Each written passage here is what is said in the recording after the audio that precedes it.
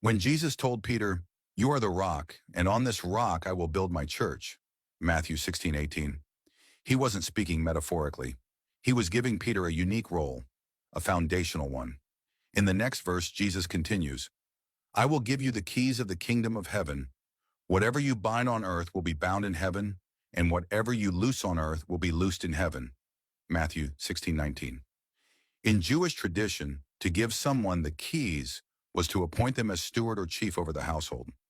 Jesus was appointing Peter as the visible head of his church, giving him real authority to make decisions, to lead, to protect doctrine, and to serve as the earthly shepherd of his people.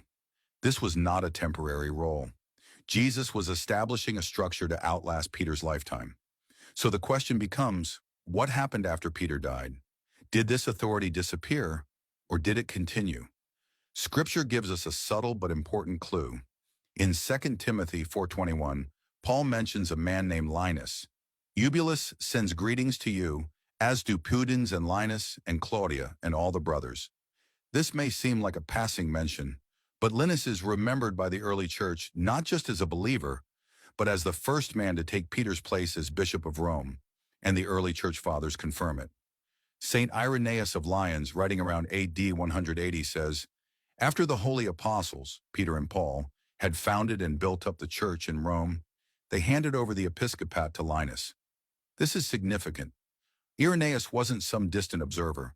He was taught by Polycarp, who was a direct disciple of John the Apostle. His testimony isn't rumor, it's apostolic memory. Eusebius of Caesarea, writing in the early 4th century, affirms the same. Linus was the first to receive the episcopate of the church at Rome after Peter's martyrdom. These are historical records, clear, credible, and early. They show that Peter's leadership was passed on, not abandoned. Linus didn't replace Peter in spirit only.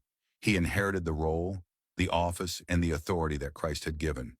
This is what we call apostolic succession. It's the way the church preserved the truth, passed on Christ's blessing, and maintained unity, not through personal interpretation, but through a living, protected tradition. Jesus didn't build a church that would lose its leader every time someone died.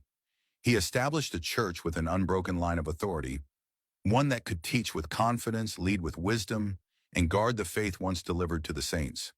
So who succeeded Peter? The clear answer, biblically and historically, is Saint Linus. And if you're searching for the church Jesus founded, don't just ask who teaches the Bible best. Ask, who did the apostles leave behind? Because Christ gave his keys to Peter, and Peter made sure the next steward could carry them forward.